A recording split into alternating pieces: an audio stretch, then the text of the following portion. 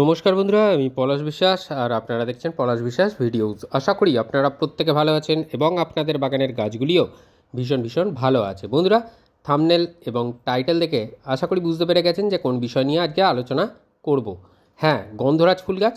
এই গন্ধরাজ ফুল গাছে হঠাৎ করে ফুল ফোটা বন্ধ হয়ে গেছে বা আপনার গাছের পাতাগুলো ঠিক এরকমই ক্লোরোসিস অর্থাৎ সবুজ শিরাগুলো উঠে এসেছে বা আপনার গাছের কুড়িগুলো হলুদ হয়ে ঝরে পড়ছে, কোনোটাই হবে না। জাস্ট আগস্ট মাসে যে কেয়ারটা দেখাচ্ছি এবং যেগুলো বলে দেব পাতায় স্প্রে করার জন্য সেগুলো দিতে হবে। দেখুন, জমিতে গাছ থাকলে অতটা সমস্যা হয় না কোনো গাছের ক্ষেত্রেই, কিন্তু টবে থাকলে একটা সীমিত জায়গার মধ্যে থাকে গাছ এবং সেই কারণে গাছকে খাবারের মাত্রা বা পরিমাণটা একটু বেশিই দিতে হয়। কারণ জমিতে গাছ থাকলে তাহলে কিন্তু গাছ তাদের ইচ্ছা মতো যত দূর খুশি শিকড় চালিয়ে যেতে পারে এবং খাদ্য যেখানে আছে সেখান থেকে খাবার সংগ্রহ করতে পারে। টবের মাটিতেই বর্ষাকালে সবচেয়ে প্রধান দুটো যে কাজ, সেটা হচ্ছে এই আগাছা তুলে ফেলে দিতে হবে এবং গাছের যে পচা পাতাগুলো আছে সেগুলোকে উৎপাটন করে ফেলতে হবে বা তুলে ফেলতে হবে। গাছে থাকলেও ফেলে দিতে হবে এবং যদি টবের মিডিয়ায় থাকে সেগুলো তুলে ফেলে দেবেন।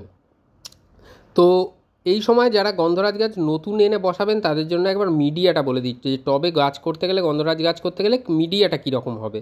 মিডিয়া হতে হবে বন্ধুরা উচ্চ জল নিকাশিযুক্ত, অর্থাৎ আপনার কাছে যে মাটি রয়েছে বা আপনার বাগানে যে মাটি আছে সেই মাটি নিয়ে নেবেন একটা টবের 50% এবং 30% নিয়ে নিতে হবে কম্পোস্ট। যে কোনো কম্পোস্ট, 1 বছরের পুরনো গোবর সার হতে পারে বা দোকান থেকে কিনে আনা, নার্সারি থেকে কিনে আনা ভার্মি কম্পোস্ট হতে পারে। সেটা 30 ভাগ, একটা টবের 80 ভাগ কিন্তু ভরে গেল। ফাঁকা যে পড়ে থাকলো 20 ভাগ, সেই 20 ভাগ আমাদের মিশিয়ে নিতে হবে লাল মোটা দানার বিল্ডিং কনস্ট্রাকশনের বালি।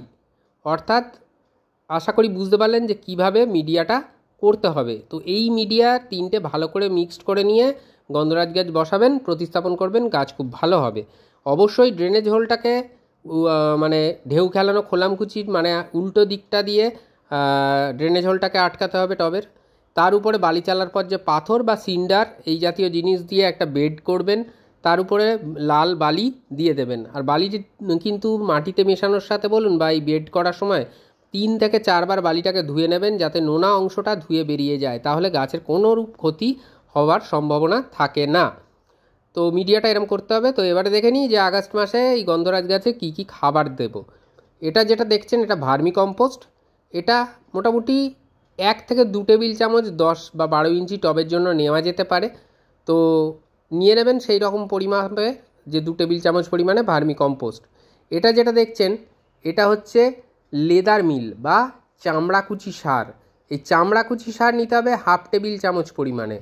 এই লেদার মিল বা চামড়াকুচি সারের মধ্যে নাইট্রোজেনের পাশাপাশি কিন্তু প্রচুর রকমের মাইক্রোনিউট্রিয়েন্ট পাওয়া যায়, কিছুটা পটাশিয়াম পাওয়া যায়। এটা হচ্ছে বোনডাস্ট বা হাড় গুঁড়ো, এটা নিয়ে নিতে হবে 1 টেবিল চামচ পরিমাণে।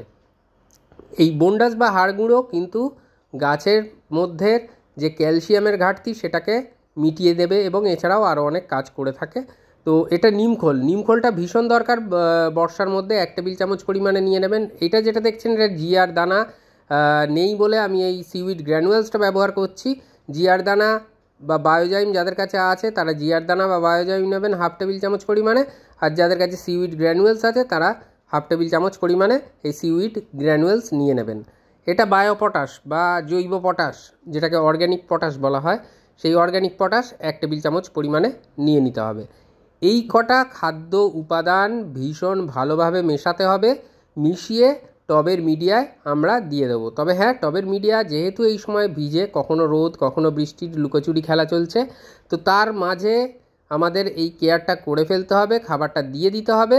আর অবশ্যই খুব ভালো করে এই খাবারগুলোকে মিক্সড করে নিতে হবে যাতে প্রত্যেকটা খাদ্য উপাদান প্রত্যেকটার সাথে খুব ভালোভাবে মিশতে পারে। তাহলে গাছের যে ফিডার রুটগুলো আছে যারা কিনা খাদ্যটাকে সংগ্রহ করে গাছের পাতায় পৌঁছিয়ে দেয়, সেই ফিডার রুটগুলো সব খাবার সঠিকভাবে চারিধার থেকে সংগ্রহ করে নিতে পারবে, সুবিধা হবে তাতে। তো কোনোভাবে মাটি মানে এই সময় খুব বেশি খোঁচাবেন না, কারণ তাতে ফিডার রুটগুলো ক্ষতিগ্রস্ত হতে পারে। মাটি যেহেতু বর্ষাকাল চলছে, বৃষ্টিতে মাটি কিন্তু যথেষ্ট ওয়েটি হয়ে রয়েছে। আর গন্ধরাজ গাছে এই যে খাবারটা দেখাচ্ছি এটা মাসে একবারই দিতে হবে, অর্থাৎ গন্ধরাজ গাছের জন্য এইটা এই আগস্ট মাসে এই একবারই টবের মিডিয়ায় এই মিক্সড খাবারটা আপনাকে দিয়ে দিতে হবে।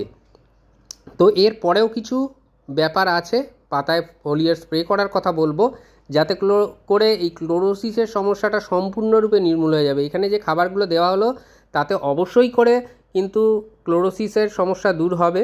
তার পাশাপাশি গন্ধরাজ গাছ কিন্তু প্রচুর পরিমাণে সূর্যালোক পছন্দ করে, যেটা কিনা বিগত বেশ কয়েক মাস ধরে সেভাবে গাছ কিন্তু সূর্যের আলো পাচ্ছে না, কারণ বৃষ্টির পরিমাণ এবারে যথেষ্ট পরিমাণে হচ্ছে এবং মেঘলা আকাশ হয়ে থাকছে। তো সেই কারণেও ক্লোরোসিস হয়, সেই কারণে ক্লোরোসিসের একটা কারণ হয়ে থাকে। আর যেহেতু মিডিয়াটায় উচ্চ জল নিকাশিযুক্ত, দেখতেই পাচ্ছেন মাটিতে কিন্তু জল হোল্ড হয়ে নেই। আমার কিন্তু ওপেন সে মানে এরিয়ায় থাকে, কোনো শেডি এরিয়ায় আমার গাছ থাকে না। তো সেই জন্য বলবো, খোলা আকাশের নিচে যেহেতু গাছ থাকে, মাটিও দেখছেন যথেষ্ট হালকা ঝুরঝুরে, আমি যে রেশিওটা বললাম ওই রেশিওয়ে মাটিটা মেশাবেন, দেখবেন আপনাদের টবের মাটিও এইরকমই ভালো থাকবে। আর অবশ্যই প্রচুর পরিমাণে ফুল পাবেন, পাশাপাশি গাছও ঝোপালো হবে, যথেষ্ট ভালো হবে। আর এবার যে কাজটা বলবো, টবের মিডিয়ায় যেদিন খাবার দিলেন তার থেকে ঠিক 2 দিন পরে আপনারা ম্যাগনেসিয়াম সালফেট বা এপসাম সল্ট আপনারা 1 লিটার জলে মোটামুটি হাফ টেবিল চামচের মতন নেবেন, জলে অতি সহজে গুলে যায়। তো এই হাফ টেবিল চামচ ম্যাগনেসিয়াম সালফেট বা এপসাম সল্ট নিয়ে গাছের পাতায় স্প্রে করে দেবেন, কিছুটা মিডিয়ায় দেবেন। তাহলে বুঝতে পারলেন যে কিভাবে এই ম্যাগনেসিয়াম সালফেট বা এপসাম সল্টটা কতদিন বাদে দিতে হবে মাটিতে খাবার দেওয়ার। আর যেদিন ম্যাগনেসিয়াম সালফেট বা এপসাম সল্ট দিলেন তার থেকে ঠিক 5 দিন পরে টবের মিডিয়ায় হিউমিক অ্যাসিড 1 লিটার জলে, যাদের ডাস্ট ফর্মে আছে, 1 চা চামচ, টেবিল চামচ নয় 1 চা চামচ পরিমাণে নেবেন। যাদের লিকুইড ফর্মেশনে হিউমিক অ্যাসিড আছে 1 লিটার জলে 2 ml এর মতো নেবেন। সেখান থেকে 250 থেকে 300 ml 10 বা 12 ইঞ্চি টবের জন্য মিডিয়াতে দিয়ে দেবেন। হয়ে গেল। এই কেয়ারটা আপনারা যদি করতে পারেন এইভাবে, তাহলে দেখবেন গাছে কিন্তু খুব দ্রুত ফুল চলে আসবে এবং তার পাশাপাশি এই যে ক্লোরোসিসের সমস্যা, এটাও কিন্তু অনেকাংশে দূর হবে। এবারে যেটা বলবো সেটা রাসায়নিক সার কীভাবে দেবেন।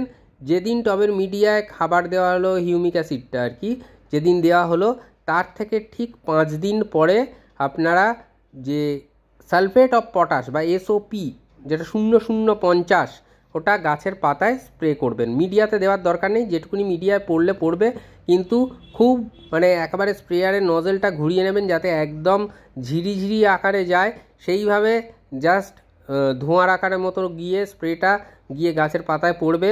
মিডিয়াতে যতটা পারবেন অ্যাভয়েড করার চেষ্টা করবেন দেওয়ার। তো এইভাবে স্প্রে করে দিন পাতার মধ্যে গাছের, গন্ধরাজ গাছের। তো দেখবেন যে অবশ্যই কুঁড়ি এবং ফুল চলে আসবে, কারণ টবের মিডিয়ায় যে খাবার দেওয়া হলো এবং গাছের পাতায় যে খাবার স্প্রে করা হলো, সেগুলো যদি এইভাবে চালাতে থাকেন তাহলে আমার মনে হয় গন্ধরাজ গাছে কোনোদিনও ফুলের অভাব হবে না, কুঁড়ি হলুদ হয়ে ঝরবে না এবং গাছ কিন্তু যথেষ্ট ভালো থাকবে, সুস্থ থাকবে। এবারে যেটা বলবো, কীটপতঙ্গের আক্রমণেও কিন্তু এইরকম পাতা হলুদ বা ফ্যাকাশে হয়ে যায়। গাছের পাতায় অনেক সময় দেখা যায় পাতা খেকো পোকা পাতাগুলো খেয়ে নিয়েছে, এরকম পোকার আক্রমণ, এগুলো লেদা পোকা সাধারণত আক্রমণ করে। তো প্রফেক্ট সুপার কীটনাশক ব্যবহার করতে পারেন, এইগুলো খুব ভালো কাজ করে। প্রফেক্ট সুপার কীটনাশকের ব্যবহারের ফলে এই লেদা পোকা কিন্তু চলে যায় বা সরে যায় এখান থেকে। তো যেটা করতে হবে, 1 লিটার জলে মোটামুটি 1 ml নেবেন, নিয়ে প্রফেক্ট সুপার আপনারা স্প্রে করতে পারেন, বা এই প্রফেক্ট সুপার না পেলেও প্রোফেনোফস এবং সাইফারমেথ্রিন এই কম্পোজিশনের যে কোনো কীটনাশক আপনারা কিন্তু গাছের পাতায় স্প্রে করে দিতে পারেন। 10 দিনের ব্যবধানে যে কোনো কীটনাশক অন্তত 2 ধরনের ঘুরিয়ে ফিরিয়ে প্রয়োগ করবেন, কোনো পোকামাকড়ের আক্রমণ হবে না। এবার যেটা দেখছেন অনুখাদ্য বা মাইক্রোনিউট্রিয়েন্ট, এটা বায়োভিটা-এক্স দেখাচ্ছি মানে বা এর বিজ্ঞাপন দিচ্ছি এমনটা নয়, আমি এটা বাগানে ব্যবহার করি তাই আপনাদেরকে দেখাচ্ছি। তো এই বায়োভিটা-এক্স আপনারা 1 লিটার জলে 1 ml নেবেন, বা যে কোনো সিউইড ফার্টিলাইজার নিতে পারেন, all in gold super, Sagarika বা যে কোনো একটা সিউইড বেস ফার্টিলাইজার নিয়ে নেবেন। গন্ধরাজ গাছে ভালো কাজ হয়। তো নিয়ে গাছের পাতায় স্প্রে করে দেবেন। আর যাদের কাছে সিউইড ফার্টিলাইজার নেই, এমনি নর্মাল অনুখাদ্য আছে বা মাইক্রোনিউট্রিয়েন্ট আছে, তারা সেটাও দিতে পারেন, যেমন অ্যাগ্রোমিন গোল্ড, মোবোমিন, অ্যাগ্রোমিন ম্যাক্স, এগুলো একটা স্প্রে করে দেবেন যেদিন টবের মিডিয়ায় খাবার দিয়েছেন তার ঠিক 10 দিন পরে। আর যেদিন গাছে এই অনুখাদ্য বা মাইক্রোনিউট্রিয়েন্ট স্প্রে করলেন তার থেকে ঠিক দুদিন পরে আপনারা একটা পিজিআর বা প্ল্যান্ট গ্রোথ রেগুলেটর, যেটা দেখাচ্ছি মিরাকুলান এটাই দিতে হবে এমনটা নয়, যে কোনো প্ল্যান্ট গ্রোথ রেগুলেটর আপনারা একটা স্প্রে করে দেবেন। এই যে টোটাল কেয়ারটা একবারই করতে হবে সারা মাস জুড়ে, যতদিনের ব্যবধানে গ্যাপে গ্যাপে বললাম ঠিক ততদিনের গ্যাপে গ্যাপে আপনারা স্প্রে করুন, দেখবেন দুর্দান্ত রেজাল্ট আপনাদের গন্ধরাজ গাছ থেকে পেয়ে যাবেন। ফুলে ফুলে ভরে থাকবে আগস্ট মাসের এই পরিচর্যায় আপনার বাগানের গন্ধরাজ ফুল গাছ। আর আজকের মতো এ পর্যন্তই বন্ধুরা, আবার আসছি আগামীকাল ঠিক সন্ধ্যে 6টায়। ততক্ষণ সকলে সুস্থ থাকুন, ভালো থাকুন, প্রচুর পরিমাণে গাছ লাগানোর পাশাপাশি দেখতে থাকুন পলাশ বিশ্বাস ভিডিওস। মন থাক চিরসবুজ, পৃথিবী হোক সবুজময়, এই বলে আজকে এখানেই সমাপ্ত করছি। আবার আসছি আগামীকাল ঠিক সন্ধ্যে 6টায়। খুব ভালো থাকবেন বন্ধুরা সকলে, নমস্কার।